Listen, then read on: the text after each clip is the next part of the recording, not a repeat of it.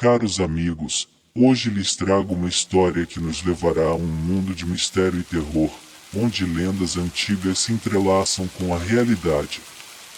Nesta jornada sombria, exploraremos os segredos ocultos de um lugar remoto chamado Dunwich.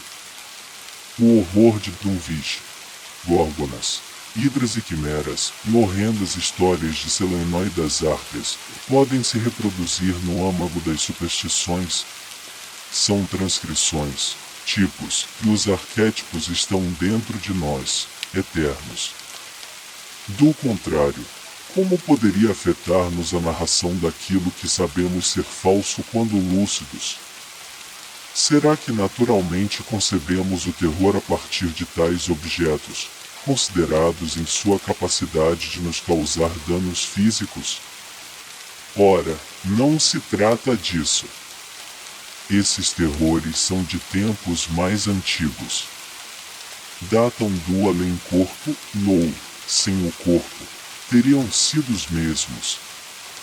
Que o tipo de medo aqui tratado é puramente espiritual e que é forte em proporção à sua falta de objetivo na Terra, que predomina no período de nossa infância inocente, e são dificuldades cuja solução pode proporcionar alguma provável introvisão de nossa condição antimundana e, pelo menos, um vislumbre da zona de sombras da pré-existência.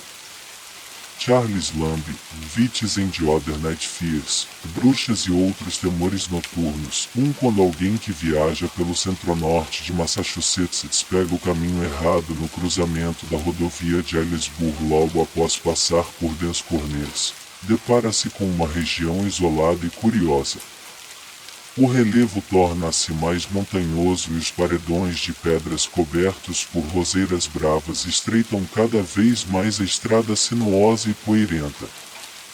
As árvores das numerosas matas parecem grandes demais, e as ervas daninhas, as amoreiras silvestres e o capim atingem uma exuberância raramente encontrada em regiões povoadas.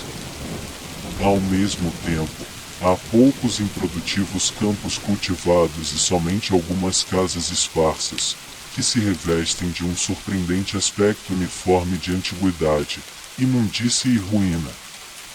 Sem saber por quê, hesitamos em pedir informações às enrugadas e solitárias figuras entrevistas, uma vez ou outra, nas soleiras das portas caindo aos pedaços ou nas campinas em declive cobertas de pedras. Essas figuras são tão silenciosas e furtivas que temos uma certa sensação de estarmos confrontando-nos com coisas proibidas, com as quais seria melhor não termos a menor ligação. Quando um aclive na estrada traz à vista as montanhas por sobre a mata densa, aumenta a sensação de estranha inquietude. Os cumes são arredondados e simétricos demais para suscitar conforto e naturalidade. E, às vezes, o céu delineia com especial clareza os bizarros círculos de altos pilares de pedra com os quais a maioria deles é coroada. Desfiladeiros e ravinas de uma profundidade extraordinária interceptam o caminho, e as grosseiras pontes de madeira não inspiram muita segurança. Na próxima descida da estrada, há trechos pantanosos que, instintivamente, causam repulsa e até certo medo quando, ao entardecer, tiram coriangos escondidos e os vagalumes surgem numa profusão anormal para dançar ao ritmo insistente do coacho rolfenho, horripilante e estridente das rãs touros gigantes. O curso estreito e brilhante das áreas mais altas do rio Miskatonic sugere uma estranha semelhança com uma serpente ao enredar-se próximo às bases das colinas arredondadas entre as quais nasce. Conforme as colinas vão ficando mais próximas, prestamos mais atenção às suas encostas arborizadas que aos topos coroados de pedras. Essas encostas assomam-se tão obscuras e íngremes que desejaríamos que se mantivessem afastadas, mas não há outra estrada por onde possamos evitá-las. Do outro lado de uma ponte coberta, Vemos um pequeno povoado comprimido entre o riacho e a ladeira vertical da montanha redonda e imaginamos que o conjunto de apodrecidos telhados à holandesa revela um período arquitetônico mais antigo que o da região vizinha. Não é nada animador, observando mais atentamente, que a maioria das casas estão abandonadas e caindo aos pedaços e que a igreja, com o campanário quebrado, abriga agora o único e desmazelado estabelecimento comercial da aldeia. Apavoramo-nos ao ter que passar pelo tenebroso túnel da ponte, contudo não há como evitá-lo. Uma vez transposto, não é raro sentirmos um leve e maligno odor na rua do povoado, que acumula o mofo e a decadência de séculos. É sempre um alívio sair desse lugar e seguir pela estrada estreita que circunda a base das colinas e cruza a planície até se unir novamente à rodovia de Aylesbury. Depois de algum tempo, às vezes nos damos conta de que passamos por Dunwich. Pessoas de fora visitam Dunwich com muito pouca frequência, e desde uma certa temporada de horror, todas as placas que indicavam sua direção foram retiradas. O cenário, julgado por qualquer cânon estético comum, excede em beleza, e, no entanto, não há afluência de artistas nem de turistas de verão. Há 2 séculos, quando ninguém ria ao se falar de bruxaria, adoração de Satanás e presenças estranhas nas florestas, era de costume explicar a razão de se estar evitando a localidade. Em nossa era racional desde que o horror de Dunwich de 1928 foi silenciado por aqueles que se sensibilizaram pelo bem-estar da cidade e do mundo, as pessoas afastam-se dela sem saber exatamente por quê. Talvez isso se deva ao fato, e embora não possa ser aplicado a estranhos desavisados, em de que os habitantes locais estejam agora numa fase de decadência repugnante muito superior àquele nível de atraso tão comum nos confins da Nova Inglaterra. Eles acabaram por formar uma raça própria, com características mentais e físicas bem definidas de degeneração e endogamia. Sua inteligência média é lamentavelmente baixa, ao mesmo tempo que seus anais exalam a podridão de uma imoralidade patente de assassinatos, incestos e atos de quase inominável violência e perversidade mais ou menos encobertos. A velha aristocracia, representada pelas 2 ou 3 famílias nobres que vieram de Salem em 1692, mantiveram-se um pouco acima do nível geral de decadência, embora muitos ramos misturaram-se tão profundamente à massa sórdida que somente seus nomes permanecem como um indicativo da origem. Que cuidados da casa, de onde todos os padrões de ordem e limpeza haviam desaparecido há muito tempo. Houve um grito horrível que ecoou até por sobre os ruídos das colinas e os latidos dos cães da noite em que Wilbur nasceu, mas nenhum médico ou parteira conhecidos fizeram seu parto. Os vizinhos não sabiam nada dele até uma semana depois, quando o velho Vatelei conduziu seu trenó pela neve até ao povoado de Dunwich e disse umas palavras incoerentes para o pessoal da venda do Osborne. Parecia haver uma mudança no velho, um novo elemento de dissimulação em seu cérebro enevoado que subitamente o transformou de objeto em sujeito do medo, e embora não costumasse ser perturbado por nenhum acontecimento familiar corriqueiro. Em meio a tudo isso, mostrou um certo orgulho, que pôde também ser notado em sua filha posteriormente, e o que ele disse sobre a paternidade da criança foi lembrado anos depois por muitos daqueles que o ouviram. Não quero saber o que o povo fala. Se o fio da Lavigne parecesse com o pai, não ia parecer com nada conhecido. Vocês acham que só tem gente igual que a gente daqui? A Lavigne já leu e viu umas coisas que a maioria de vocês só sabe falar.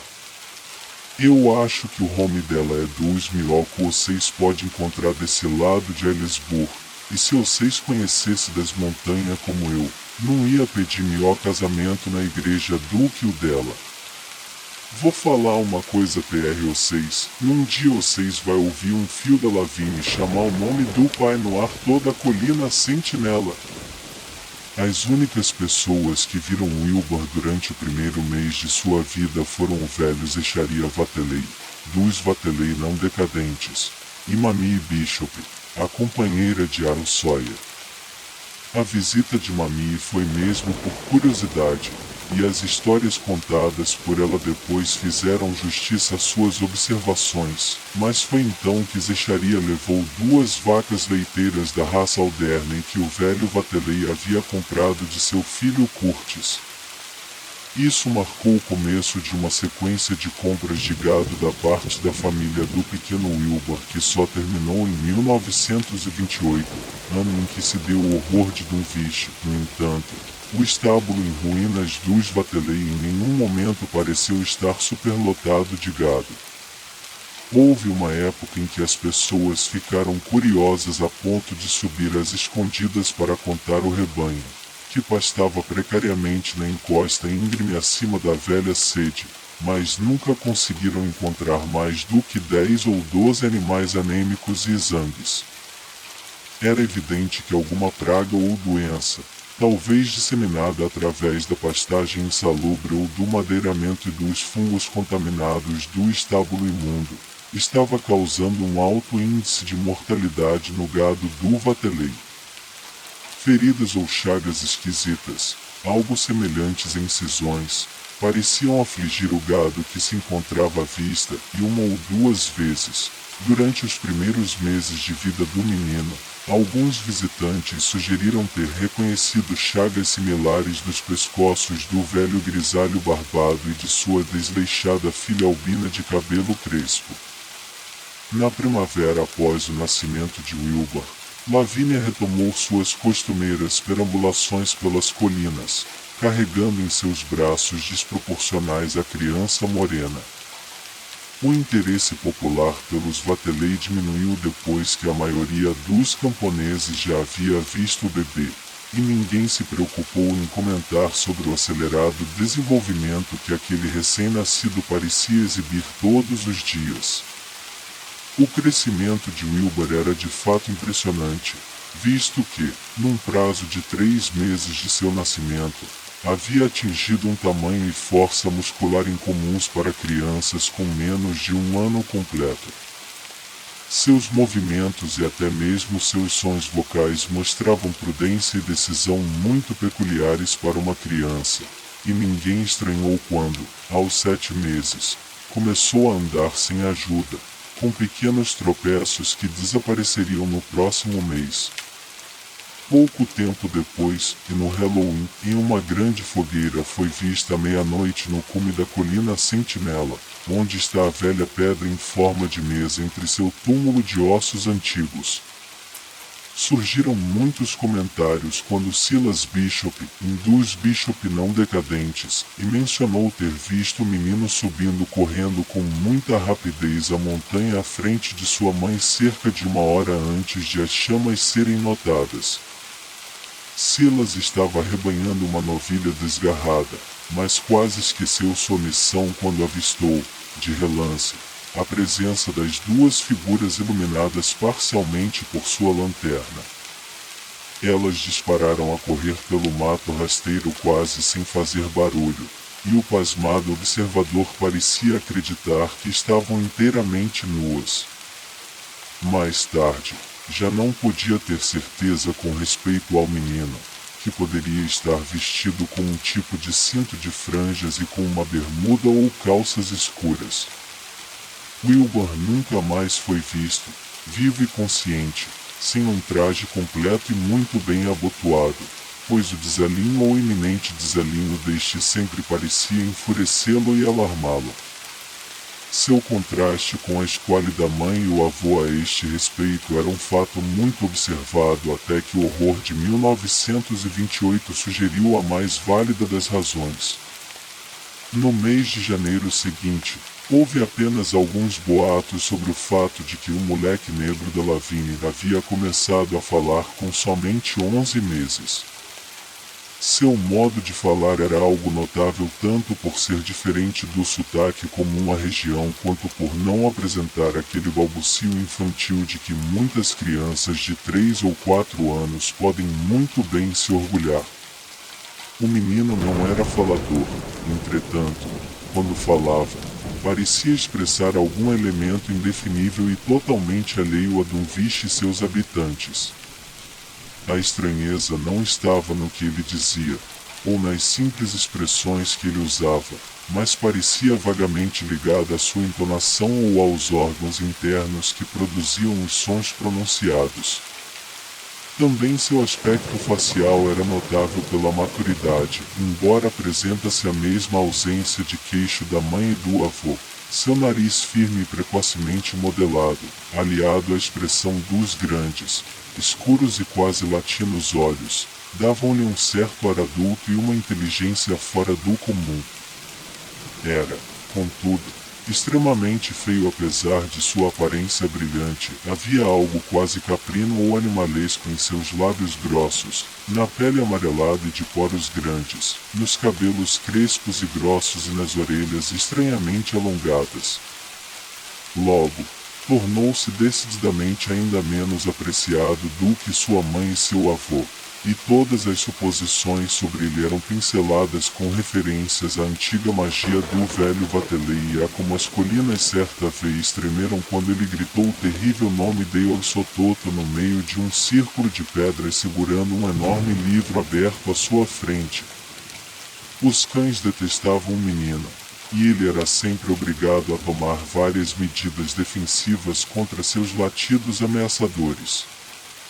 Nesse ínterim, o velho Vatelei continuou a comprar gado sem que se percebesse qualquer aumento em seu rebanho. Ele também cortou madeira e começou a consertar as partes sem uso de sua casa e uma construção espaçosa, de telhado pontiagudo, cuja parte de trás estava inteiramente encravada na ladeira rochosa da colina, e cujos 3 cômodos térreos menos arruinados haviam sempre sido suficientes para ele e sua filha. O velho devia ainda ser muito forte para conseguir realizar tanto trabalho pesado, e, embora ainda balbuciasse coisas de modo demente algumas vezes, sua carpintaria parecia demonstrar resultados de cálculos precisos. Ele começou as obras assim que Wilbur nasceu, pondo logo um dos muitos barracões de ferramentas em ordem, revestindo com ripas e equipando com uma fechadura nova e resistente. No que se refere à reforma da abandonada parte de cima da casa, foi um artífice não menos cuidadoso. Sua obsessão mostrava-se somente em seu preciso fechamento com madeira de todas as janelas da parte em reparos, e embora muitos declarassem que era uma loucura incomodar-se com a reforma em geral. Menos inexplicáveis foram as instalações de outro quarto térreo para seu novo neto, e um quarto que diversos visitantes viram, embora ninguém nunca fosse admitido na completamente fechada parte de cima. Nesse aposento, ele colocou estantes altas e firmes, nas quais começou a organizar, numa ordem aparentemente cuidadosa, todos os carcomidos livros antigos e partes de livros que até então ficavam amontoados desordenadamente pelos cantos dos vários cômodos. Eu usei um pouco eles, e disse ao tentar remendar uma página rasgada, escrita em letra gótica, com cola preparada no enferrujado fogão da cozinha, e mais o menino é que vai usar eles mais. É melhor ele guardar eles direitinho porque eles vai ser útil para ele aprender. Quando Wilbur tinha 1 ano e 7 meses, em setembro de 1914, em seu tamanho e habilidades eram quase alarmantes. Tinha a estatura de uma criança de 4 anos e falava de modo fluente com uma inteligência incrível. Corria livremente pelos campos e colinas e acompanhava sua mãe em todas as suas perambulações. Em casa, estudava cuidadosamente as esquisitas figuras e gráficos dos livros de seu avô, enquanto o velho Vatelei instruía-o e catequizava-o por longas e silenciosas tardes. Nessa época, a reforma da casa havia terminado, e aqueles que a observavam ficavam imaginando por que uma das janelas superiores havia sido transformada numa sólida porta de madeira. Era uma janela na parte de trás da empena do lado leste, encostada na colina, e ninguém podia imaginar por que uma rampa de madeira foi construída desde o chão e presa nela. Por volta do período de término dessa obra, as pessoas notaram que a velha casa das ferramentas, hermeticamente fechada e com as janelas revestidas por ripas de madeira desde o nascimento de Wilbur, havia sido abandonada de novo. A porta ficava descuidadamente aberta e, assim que Aaron Sawyer entrou ali depois de uma visita para a venda de gado ao velho Vatelei, ficou um tanto perturbado com o odor singular com o qual se deparou em esse mau cheiro.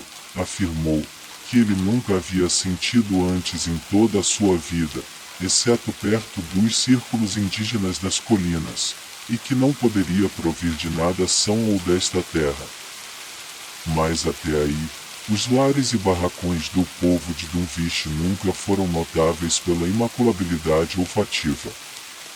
Nos meses seguintes, não houve nenhum acontecimento digno de nota, com exceção de que todos constataram um lento mas constante aumento nos misteriosos ruídos das colinas. Na véspera de maio de 1915, houve tremores que até mesmo os moradores de Ellisburg sentiram, enquanto que o Halloween daquele ano produziu um estrondo no subsolo, sincronizado, de forma bizarra, com rajadas de chamas, e as bruxaria dos Vatelei, provenientes do cume da colina Sentinela. O modo como Wilbur crescia era tão estranho que parecia um menino de 10 anos quando acabará de completar 3. Lia sozinho e sem nenhuma dificuldade, mas falava muito menos que antes. Uma taciturnidade profunda estava absorvendo-o, e, pela primeira vez, as pessoas começaram a falar especificamente de um certo semblante de maldade em seu rosto caprino. Às vezes, balbuciava em uma linguagem desconhecida e cantava em ritmos bizarros que assustavam o ouvinte, provocando-lhe uma sensação de inexplicável terror. A aversão dos cães por ele tornara-se então assunto para extensos comentários, e ele era obrigado a carregar uma pistola para atravessar o campo em segurança.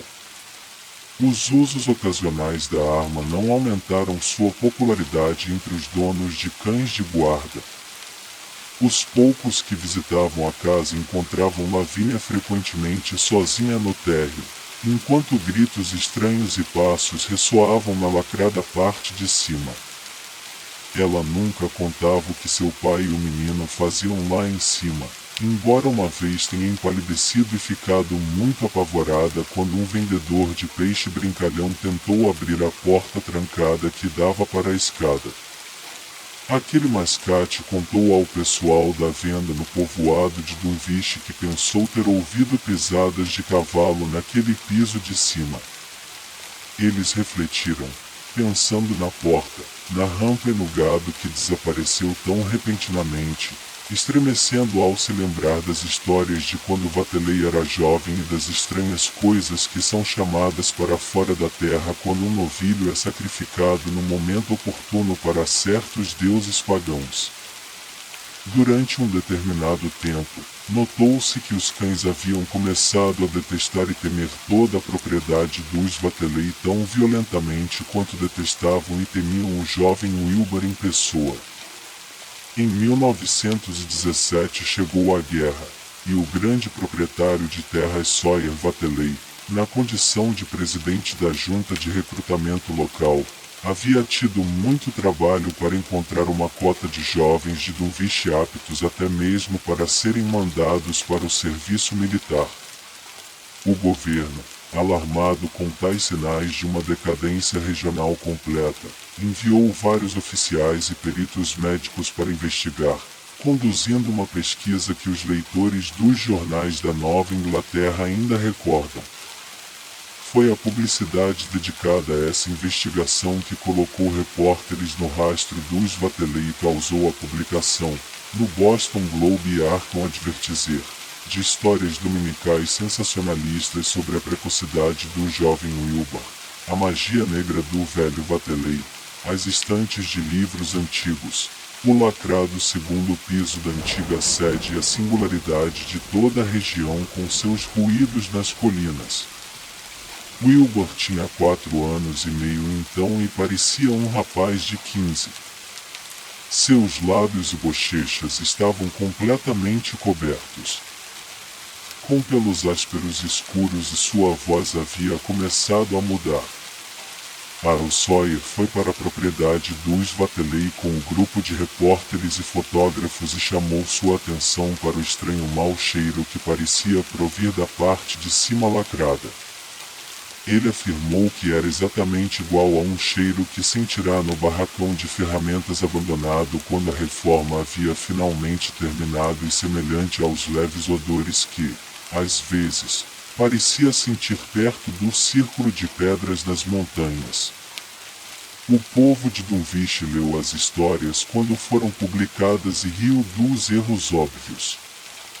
Tentavam imaginar, também, por que os escritores atinham-se tanto ao fato de que o velho Vatelei sempre pagava pelo gado com antiquíssimas moedas de ouro. Os Vatelei haviam recebido seus visitantes com uma versão mal disfarçada, embora não tivessem ousado oferecer nenhuma forte resistência ou se recusado a falar, para evitar que se desse maior publicidade ao caso.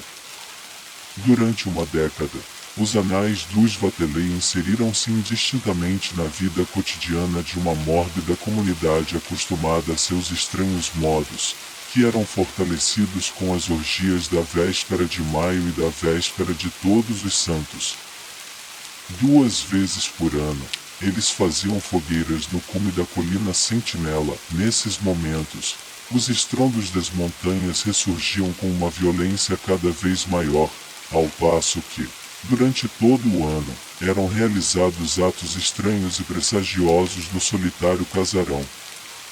Com o tempo, os visitantes afirmaram ouvir sons na lacrada parte de cima mesmo quando toda a família estava embaixo, e eles ficaram imaginando quão rápido ou demorado era, geralmente, o sacrifício de uma vaca ou novilha. Falou-se em dar queixa à Sociedade Protetora dos Animais, mas nunca nada foi feito, já que o povo de Dunwich não demonstra a menor vontade de chamar a atenção do mundo exterior para si. Por volta de 1923, quando Wilbur era um menino de 10 anos cuja mentalidade, voz, estatura e rosto barbado davam-lhe todas as impressões de maturidade, uma segunda grande febre de carpintaria começou na velha casa. As obras foram realizadas somente na parte de cima, e, pelos pedaços de madeira jogados, as pessoas concluíram que o jovem e seu avô haviam arrancado todas as repartições e até removido o sótão, deixando apenas um espaço vazio e aberto entre o térreo e o telhado pontiagudo. Haviam derrubado, também, a grande chaminé central e adaptado ao enferrujado fogão uma frágil chaminé de latão externa. Na primavera após esse acontecimento, o velho Vatelei notou um número crescente de curiangos que saíam do vale da Fonte Fria para gorjear embaixo de sua janela à noite. Parecia considerar essa circunstância como de grande importância e disse ao pessoal da venda do Osborne que achava que sua hora quase havia chegado. Ele espia bem juntinho com a minha respiração agora, e disse, e acho que eles estão se arrumando para pegar meu espírito. Eles sabem que ele tá saindo e não quer perder ele.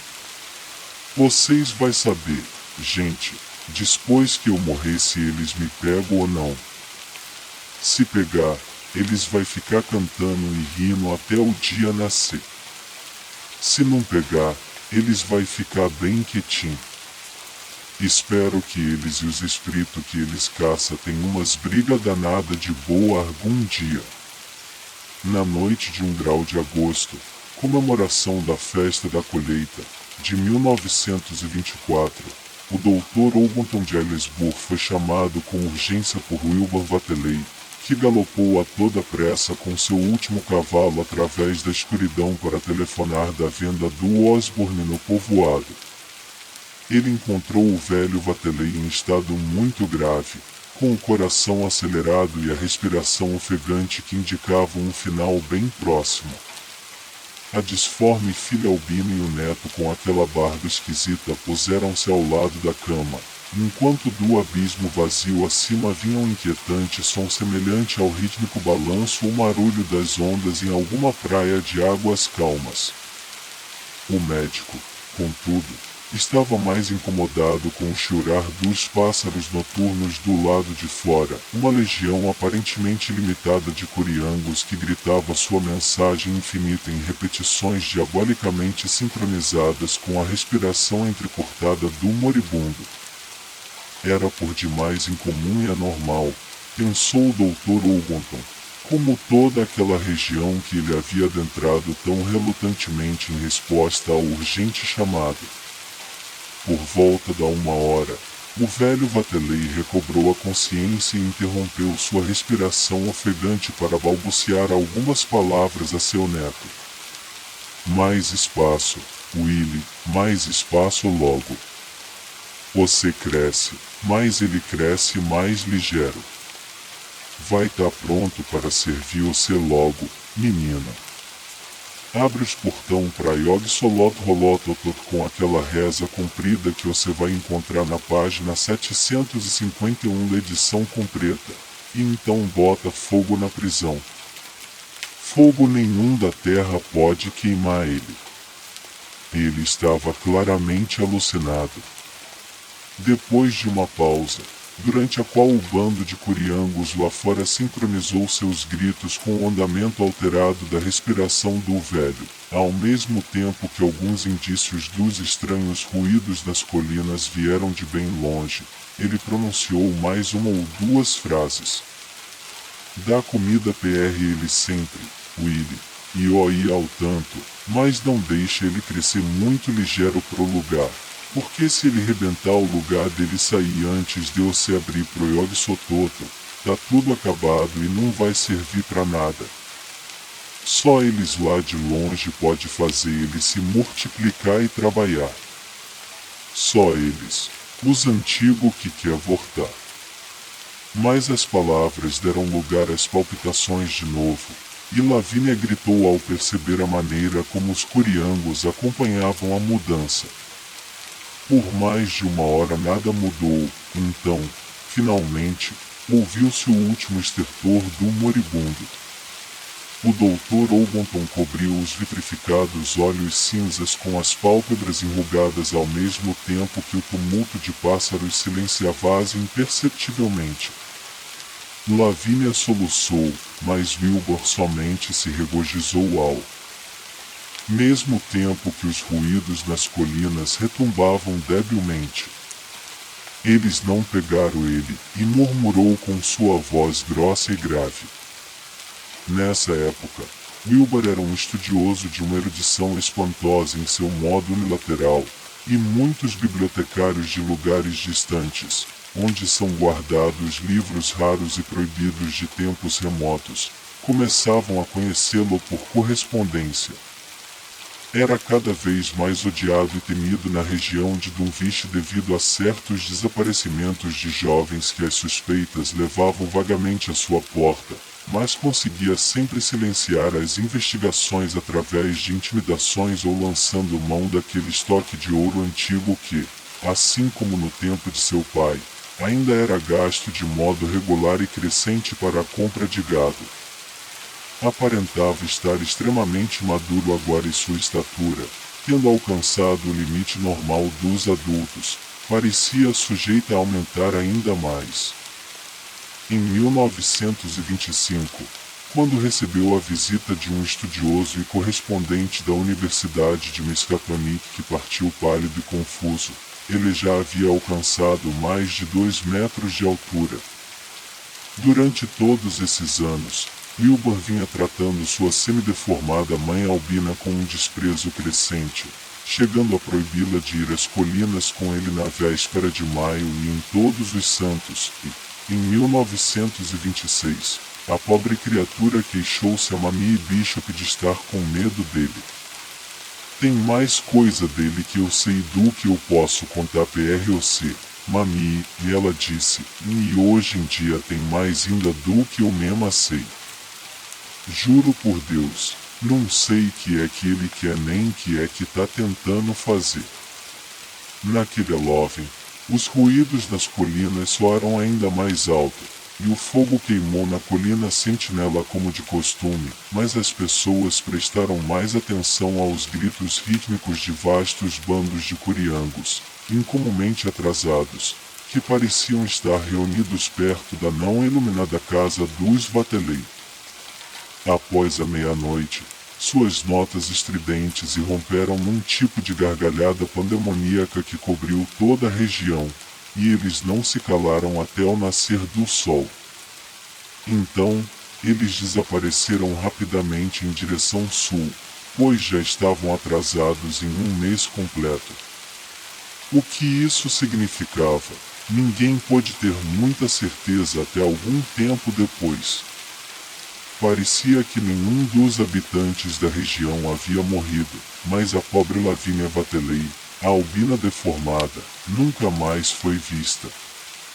No verão de 1927, Wilbur consertou 2 barracões do terreiro e começou a transportar seus livros e pertences para lá. Logo depois, Al Sawyer contou ao pessoal da venda do Osborne que mais obras de carpintaria estavam sendo realizadas na casa dos Vatelei. Wilbur estava fechando todas as portas e janelas do térreo e parecia estar retirando as repartições, tal como ele e seu avô haviam feito há 4 anos.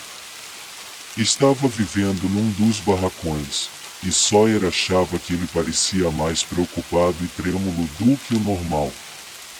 Em geral, as pessoas suspeitavam que ele soubesse alguma coisa sobre o desaparecimento de sua mãe, e muito poucas ousavam aproximar-se dos arredores de sua propriedade agora. Sua altura aumentara para cerca de 2 metros e 15 centímetros, e nada indicava que esse desenvolvimento fosse para. O inverno seguinte trouxe um acontecimento não menos estranho do que a primeira viagem de Wilbur para fora da região de Dunwich. Correspondências trocadas com a Biblioteca Widener em Harvard, a Biblioteca Nacional em Paris, o Museu Britânico, a Universidade de Buenos Aires e a Biblioteca da Universidade de Miskatonic em Arton não tornaram possível o empréstimo de um livro que ele queria desesperadamente. Assim, ao final, ele partiu em pessoa, maltrapilho, sujo, barbado e com seu dialeto encolhido para consultar a cópia na biblioteca de Miskatonic, que era mais próxima a ele geograficamente. Com quase 2,5 metros de altura, e carregando uma maleta barata e recém-comprada na venda do Osborne, essa gárgula escura e caprina apareceu um dia em Arton à procura do temido volume mantido a 7 chaves na biblioteca da faculdade, o terrível Necronômicon do árabe louco Abdul al-Yazid na versão latina de Olaus Vormius, impresso na Espanha no século XVII. Ele nunca vira uma cidade antes, mas não pensava em outra coisa a não ser encontrar seu caminho para o campus universitário, onde, de fato, passou imprudentemente pelo enorme cão de guarda de dentes brancos que latiu com fúria e inimizade incomuns enquanto puxava violentamente a rígida corrente que o prendia. Wilbur estava com a inestimável mas imperfeita cópia da versão inglesa do Dr. Day que seu avô havia lhe deixado de herança e, ao ter acesso à cópia latina, começou a cotejar os 2 textos com o objetivo de descobrir uma certa passagem que estaria na página 751 de seu volume defeituoso. Por mais que tentasse, não poderia deixar de dizê-lo, de maneira educada, ao bibliotecário, e o mesmo erudito em Hermitage, mestre pela Miskatonic, doutor pela Princeton e pela Johns Hopkins, que uma vez havia passado pela fazenda e que agora, polidamente, importunava-o com perguntas. Ele estava procurando, tinha que admitir, por um tipo de fórmula ou encantamento contendo o temível nome Yog-Sothoth, mas as discrepâncias, repetições e ambiguidades confundiam-no, tornando a tarefa muito complicada. Ao copiar a fórmula que ele finalmente escolheu, o Dr. Armitage olhou involuntariamente por cima de seus ombros para as páginas abertas, à da esquerda, na versão latina, continha ameaças monstruosas à paz e sanidade do mundo. Também não é para se pensar, dizia o texto, que Armitage ia traduzindo mentalmente, que o homem é o mais velho ou o último dos mestres da Terra, nem que a massa comum de vida e substância caminha sozinha. Os antigos foram, os antigos são e os antigos serão. Não nos espaços que conhecemos, mas entre eles. Caminham serenos e primitivos, sem dimensões e invisíveis para nós. Yog-Sothoth conhece o portal. Yog-Sothoth é o portal. Yog-Sothoth é a chave e o guardião do portal. Passado, presente e futuro, todos são um em Yog-Sothoth. Ele sabe por onde os antigos entraram outrora e por onde eles entrarão de novo. Ele sabe por quais campos da terra eles pisaram, onde eles ainda pisam e por que ninguém pode vê-los quando pisam. Por seu cheiro, os homens podem saber que estão próximos, mas ninguém conhece seu aspecto exterior, a não ser pelos traços daqueles que eles geraram na humanidade e daqueles há muitos tipos, diferindo em aparência do mais verdadeiro modelo de homem para aquela forma que não se vê ou que não tem substância que são eles.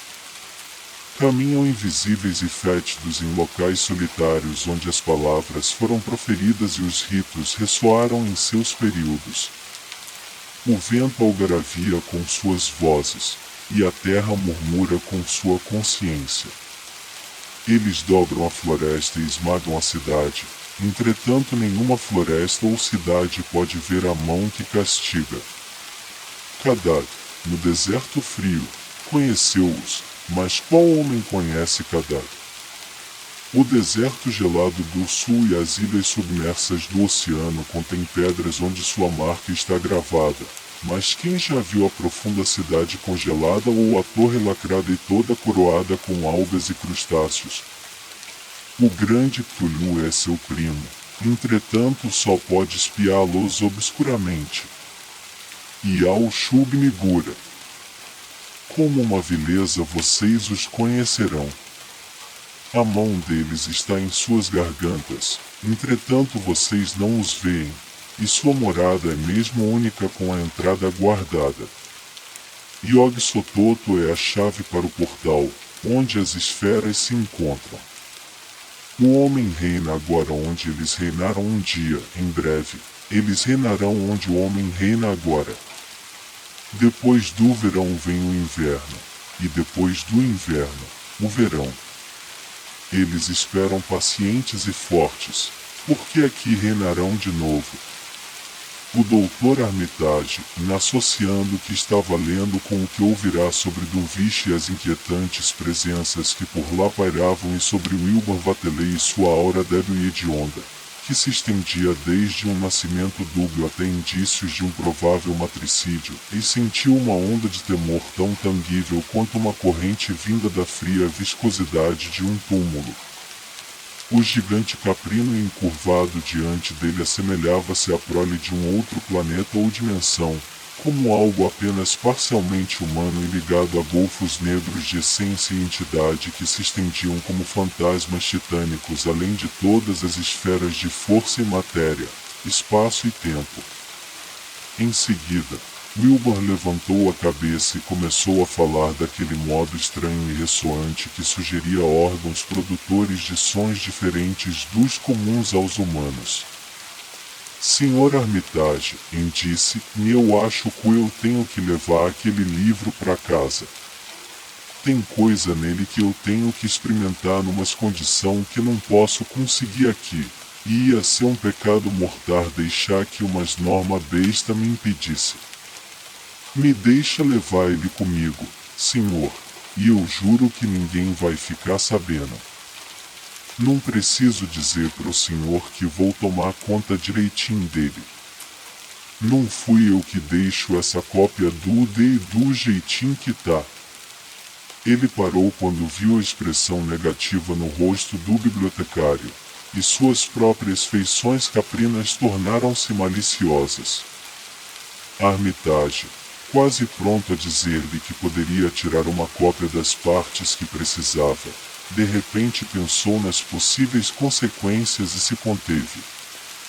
Era uma responsabilidade muito grande dar a tal ser a chave para essas blasfemas esferas exteriores. Vatelei percebeu como as coisas se encontravam e tentou responder gentilmente. Ara, tá certo, se o senhor acha assim. Talvez em Harvard eles não seja tão cheio de coisa que nem o senhor. E, sem dizer mais nada, levantou-se e saiu caminhando com suas passadas largas, abaixando-se ao passar por cada porta. Armitage ouviu o latido feroz do enorme cão de guarda e observou as passadas de gorila de Vatelei ao atravessar a pequena parte do campus visível da janela. Pensou nas fantásticas histórias que ouvirá e recordou os velhos artigos dominicais do Advertiser, nisso e também nas informações que havia conseguido com os camponeses e habitantes do povoado de Dunwich durante sua única visita lá. Coisas invisíveis de fora da Terra, ou, pelo menos, não da Terra tridimensional, e corriam fétidas e horríveis pelos vales estreitos da Nova Inglaterra e pairavam obscenamente sobre os topos das montanhas. Há tempos ele já se convencera disso. Agora parecia sentir a presença iminente de alguma fase terrível do horror que se impunha em prever um avanço diabólico nos domínios negros do antigo e até então passivo pesadelo. Encerrou o Necronomicon com um estremecimento de repugnância, mas a sala ainda exalava um mau cheiro ímpio e inidentificável. Como uma vileza vocês os conhecerão, citou. Sim. O odor era o mesmo que aquele que lhe causou náuseas na casa dos Vatelei há menos de 3 anos. Pensou uma vez mais em Wilbur, caprino e ominoso, e riu ironicamente dos rumores que corriam no povoado sobre sua linhagem. Endogamia? Armitage pronunciou meio alto para si. Deus meu, que simplórios! Mostre a eles o grande Deus Pan de Arthur Machen e vão pensar que é um escândalo corriqueiro como os de Dunwich. Mas que coisa, que amaldiçoada influência amorfa dessa ou de fora desta terra tridimensional, era o pai de Wilbur Vatelei? Nascido no dia de Nossa Senhora da Candelária, e 9 meses depois da véspera de maio de 1912, quando os rumores sobre ruídos esquisitos provenientes da terra chegaram até Arkham, que tipo de ser passeava pelas montanhas naquela noite de maio? Que horror nascido no dia da exaltação da cruz impunha-se ao mundo em carne e osso semi-humanos. Durante as semanas seguintes, o Dr. Armitage começou a coletar todos os dados possíveis sobre Wilbur Vatelei e as presenças amorfas que circundavam Dunwich. Entrou em contato com o Dr. Ubunton Gillesburg, que havia atendido o velho Vatelei em sua doença fatal, e encontrou muito sobre o que ponderar nas últimas palavras do avô citadas pelo médico. Uma visita ao povoado de Dunwich não lhe trouxe maiores novidades, mas uma pesquisa mais aprofundada no Necronomicon, e naquelas partes que Wilbur havia procurado tão avidamente, parecia fornecer novas e terríveis pistas sobre a natureza, métodos e desejos da estranha maldade que tão vagamente ameaçava este planeta. Conversas mantidas em Boston com vários estudiosos da cultura antiga e cartas a outros de diversos lugares trouxeram-lhe um crescente assombro que passou lentamente por vários graus de inquietação até um estado de medo espiritual realmente intenso. À medida que o verão aproximava-se, aumentava sua sensação de que algo deveria ser feito sobre os terrores ocultos do Vale Superior do Miskatonic e também sobre o ser monstruoso conhecido entre os humanos como Wilbur Whateley. O horror de Dunwich chegou mesmo entre o dia 1 grau de agosto, comemoração da festa da colheita, e o equinócio de 1928. E o Dr. Armitage estava entre aqueles que testemunharam seu monstruoso prólogo. Nesse ínterim, ele ouvirá sobre a grotesca viagem de Whateley a Cambridge e sobre seus esforços desvairados para tomar emprestado ou copiar o que necessitava do Necronomicon na biblioteca Widener. Tais esforços foram em vão, já que Armitage havia sido muito perspicaz ao deixar de sobreaviso todos os bibliotecários a cargo do temível volume. Wilbur ficou extremamente nervoso em Cambridge, estava ansioso para ter o livro e, contudo, quase igualmente ansioso para voltar para casa de novo, como se temesse as consequências de se ausentar por muito tempo. No princípio de agosto, manifestou-se o resultado já meio que esperado, e, nas primeiras horas do dia 3, o Dr. Armitage foi acordado repentinamente pelos selvagens e furiosos latidos do feroz cão de guarda do campus universitário. Profundos e terríveis, os rosnados e latidos semelhantes aos de um cão raivoso continuaram sempre em volume ascendente, mas com pausas terrivelmente significativas. Então, soou um grito de uma garganta completamente diferente, um grito que acordou metade dos moradores de Arkham e assombrou seus sonhos para sempre, um grito que não poderia vir de nenhum ser nascido na Terra ou completamente humano. Armitage, apressando-se em vestir algo e atravessando correndo a rua e o gramado em direção aos prédios da faculdade, viu que outros já haviam chegado à sua frente e ouviu os ecos estridentes de um alarme antifurto que vinha da biblioteca. À luz da lua, uma janela aberta mostrava-se como um buraco negro. O que viera havia, de fato, conseguido entrar, pois os latidos e gritos, agora passando gradualmente a uma mistura de rosnados lentos e gemidos, procediam inconfundivelmente de dentro. Um certo instinto avisou Armitage que o que estava acontecendo não era algo para olhos despreparados virem. Então ele empurrou a multidão para trás com autoridade enquanto destrancava a porta do vestíbulo. Entre os demais, viu o professor Warren Rice e o Dr. Francis Morgan, para quem havia contado algumas de suas suposições e desconfianças, e acenou para que o acompanhassem. Os sons interiores, exceto pelo ganido contínuo e vigilante do cão de guarda, haviam quase que desaparecido nesse momento, mas foi então que Armitage sobressaltou-se ao perceber que um coro alto de coriangos entre a moita de arbustos havia começado a piar num ritmo abominável, como se em uníssono com as últimas respirações do moribundo. O prédio estava exalando um terrível mau cheiro que o Dr. Armitage conhecia muito bem, e os três homens atravessaram correndo o saguão em direção à pequena sala de leitura genealógica de onde provinha o débil ganido. Por alguns segundos, ninguém ousou acender a luz, até que Armitage juntou coragem e bateu no interruptor. Um dos três, não se sabe qual, soltou um grito alto ao ver o que se esparramava à sua frente entre mesas bagunçadas e cadeiras viradas. O professor Rice afirma que perdeu completamente a consciência por um instante, embora suas pernas não bambearam nem ele caiu.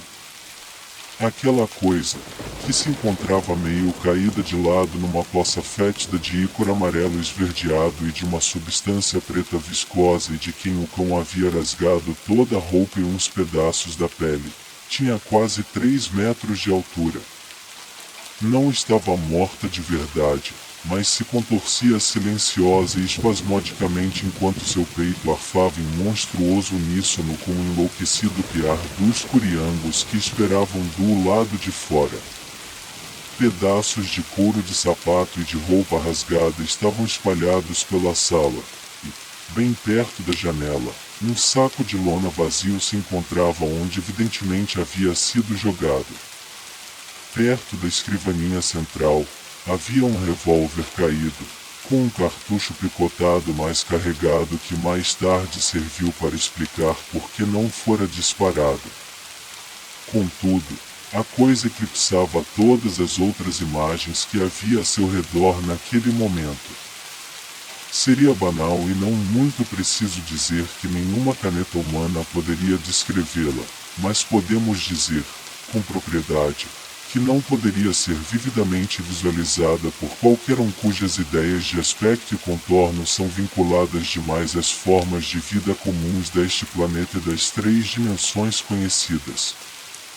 Sem sombra de dúvida, era um ser parcialmente humano, com mãos e cabeça muito semelhantes às dos homens, e o rosto caprino e sem queixo tinha a marca dos Vatelei. Mas o tronco e as partes inferiores do corpo eram tão teratologicamente espantosas que somente as roupas largas o possibilitaram caminhar pela terra sem ser desafiado ou erradicado. Acima da cintura, era semi-antropomórfico, embora o peito, e onde as patas dilacerantes do cão ainda pousavam atentamente, tinha a pele reticulada como o couro de um crocodilo ou jacaré. As costas eram malhadas de amarelo e preto e apresentavam uma certa semelhança com a pele escamosa de certas cobras. Abaixo da cintura, contudo, era muito pior, pois aqui toda a semelhança humana desaparecia e a pura fantasia começava. A pele era coberta por uma camada grossa de pelos negros e ásperos, e uma infinidade de compridos tentáculos cinza esverdeados com ventosas vermelhas projetavam-se molemente do abdômen. Sua disposição era repugnante e parecia seguir as simetrias de alguma geometria cósmica desconhecida na Terra ou no Sistema Solar. Em cada um dos quadris, bem travejado num tipo de órbita rosada e ciliada, encontrava-se o que parecia ser um olho rudimentar, enquanto que, em vez de um rabo, em seu lugar pendia um tipo de tromba ou palpo com marcas anulares roxas e com muitas evidências de ser uma boca ou garganta não desenvolvida. Os membros, exceto por sua pelagem negra, lembravam grosseiramente as patas traseiras de sauros gigantes da Terra pré-histórica e terminavam em hipotênares com veias saltadas que não eram nem cascos nem garras. Quando respirava, o rabo e os tentáculos mudavam de cor ritmicamente, como se obedecendo a alguma causa circulatória normal para o lado não humano de sua descendência. Nos tentáculos, isso era observável como um aprofundamento do matiz esverdeado, ao passo que no rabo manifestava-se através da alternância entre seu aspecto amarelado e um repulsivo branco acinzentado nos espaços entre os anéis roxos. De sangue verdadeiro, não havia nada, só mesmo o ícor amarelo esverdeado que escorria pelo chão pintado para além do alcance daquela viscosidade e deixava uma curiosa descoloração por onde passava. Como a presença dos 3 homens parecia despertar aquele ser moribundo, ele começou a resmungar sem virar ou levantar a cabeça. O doutor Armitage não fez nenhum registro escrito de seus murmúrios, mas afirma categoricamente que nada em inglês foi pronunciado. Em princípio, as sílabas desafiavam toda a correlação com qualquer linguagem da Terra, mas as últimas trouxeram alguns fragmentos desconexos certamente retirados do Necronômico, aquela monstruosa blasfêmia em busca da qual a coisa havia sucumbido. Esses fragmentos, da maneira que Armitage os recorda, diziam algo como Nai, Nyagaga, Bugshogwog, YH, Yog Sothoth. Yog Sothoth, eles foram extinguindo-se conforme os curiangos davam seus gritos estridentes em crescendos ritmados que pressagiavam algo medonho. Então houve uma pausa em sua voz entrecortada, e o cão levantou a cabeça num longo e lúgubre uivo. Uma mudança ocorreu no rosto amarelo e caprino da coisa prostrada, e os grandes olhos negros fecharam-se de modo aterrador. Do lado de fora da janela, a gritaria dos curiangos parou de repente, e sobre os murmúrios da multidão reunida ouviu-se o horripilante zumbido e alvoroço de seu voo,